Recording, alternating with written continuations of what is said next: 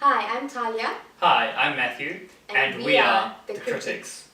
So, in anticipation for Zoolander 2 coming out in South Africa next week, we decided what better movie to watch than the original Zoolander, the one that started it all. So, the first thing that we just want to quickly talk about is the fact that Zoolander is a cult classic, which definitely means that you are either going to love or hate it. We fall into the love category. Zoolander quotes form part of our schooling together. The whole time we were watching it this afternoon, we were like, oh, just remember when this person said that, and that was that person's favourite line. Very, very nostalgic feelings. Yeah. And you don't even realize it, but you end up using those quotes in All the everyday time. life. Yeah, it's insane. Yeah. Very, very And nice. that's what's part of what makes a cult movie, is that it's not liked by everybody, but when you do like it, you absolutely adore it. You love it, yeah. Yeah. It's very quotable, and it's very unexpected. Zoolander's a good movie, objectively. Yeah. It's not perfect. It's not going to blow you away. It's not going to change how you view movies. But it's a good time. Yeah. And most importantly, I think what surprises us, because we did the math, is it's a very old movie now. 2001. Yeah. And it's still watchable. Yeah, it's like a timeless cult classic. Yeah, if you're watching it for the 100th time, if you're watching it for the first time, you can, if you enjoy it, still get as much enjoyment out of it. Yeah. Which is very impressive and very hard for a movie to do and needs to be given nods for that. Yeah, definitely. Well, on that note, the fact that it's a cult classic, I think it's important to mention the cast. Yeah. Because it was made in 2001, a lot of the actors who acted in there actually got their sort of breakthrough role from that film. If you look at Will Ferrell, who used to be on Saturday Night Live before that, he, shot into stardom after that film. Owen Wilson as well made so many movies after that. And Ben Stiller himself made a lot of interesting films after Zoolander. So it was really a catalyst for a lot of actors. Overall, the cast was amazing. Yes. The best part of the film for me are the cameos. I mean, you've got David Bowie, first of all. I mean, we watched it today and we just said, can you believe he was in this film? Yeah. He looked amazing as well. And every actor that you could think of in 2001 was relevant. Even Donald Trump is in that film. Donald Trump. Donald Trump, Cuba Gooding Jr., Natalie Portman, the Spice Girls. Yeah. Everyone involved in fashion, Donatella Versace, Tom Ford, they were all names in the I movie. didn't even know had people. And also it was a family film because Ben Stiller's whole family was there, his wife, his father, his mother even had a cameo, and Owen Wilson had his brother in the film. And no one dropped the ball. The smallest actor or actress to Ben Stiller and Owen Wilson. Everyone, I think, performed amazingly well. They did a really good job. They fit. You were saying it earlier. I mean, he got everyone to buy into this alternative reality where Zoolander was the biggest and hottest thing, despite Ben Stiller being not one of the prettiest people you could. And not also one of the.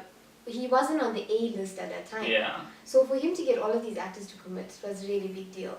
And just to lead into your point regarding the plot, he made it believable. He made it seem like it was 2001. We just had Y2K. The fashion was weird, and VH1 and E! Entertainment were huge deals at that time. So he bought into that, and he just made it 100% believable. Yeah, and I think it's what's most surprising, and I think one of the reasons that it's still so good, is that the plot is actually surprisingly decent. I mean, there's a lot of convenient things that happen that allow for, a classic is when Hansel's yo-yo disarms crazy lady. Yo, takes my pain. And Magnum stopping the Mugatu ninja style. Yeah. So I mean, all of those things, and there's weird things, and you can be fanatical and pick out all the problems, and there's a lot of problems in the plot, but in broad strokes, it's a decent plot. It is.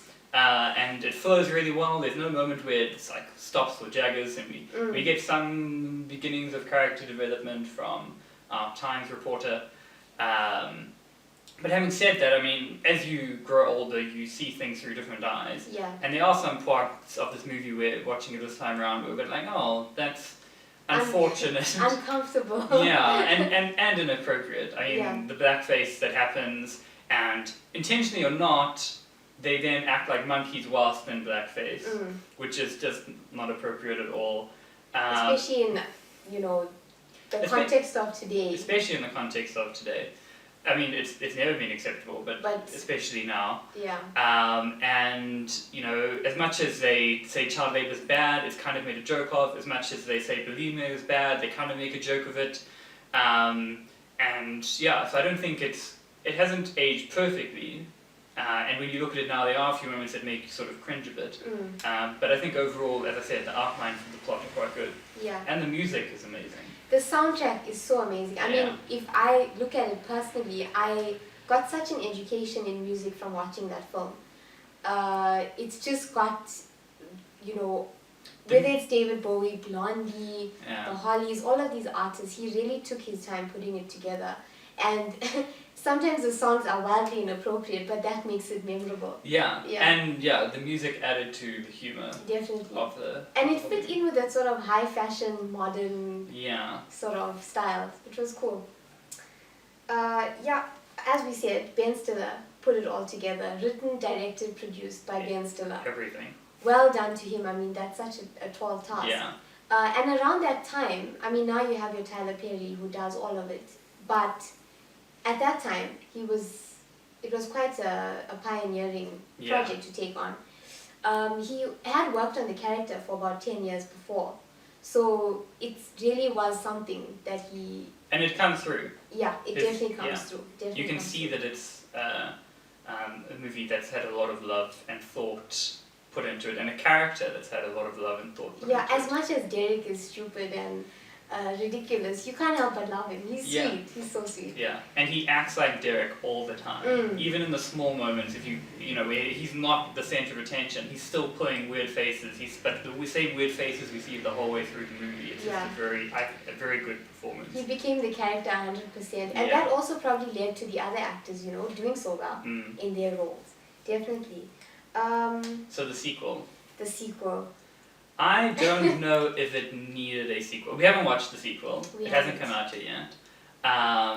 But I don't know that it needed one.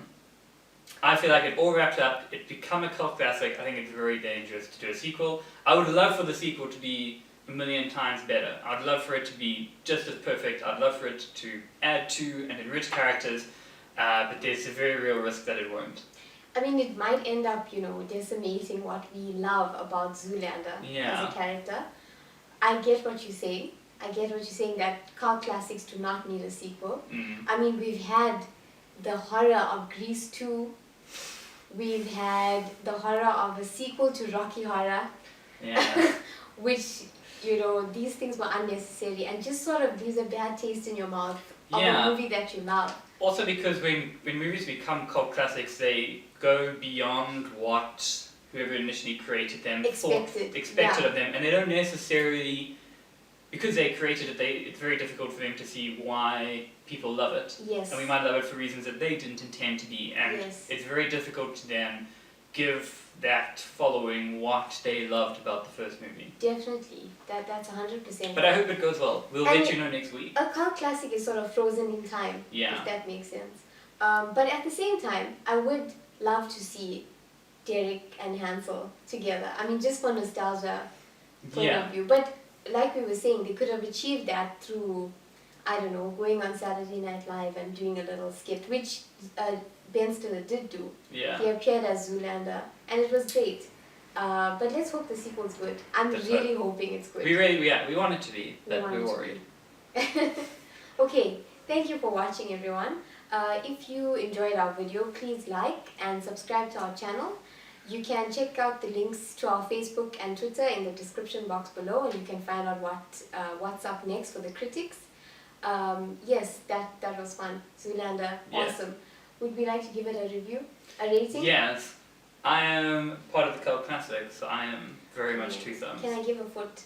No, don't. The people don't want to see your feet. Sis. So 4 thumbs up from the critics. But if you Let's hate it, watch we appreciate it. Yeah. Yeah, it's a cult classic. Yeah. Subjective. Okay. I'm Taliya. I'm Matthew. And this has been the Critics Review of Zoolander.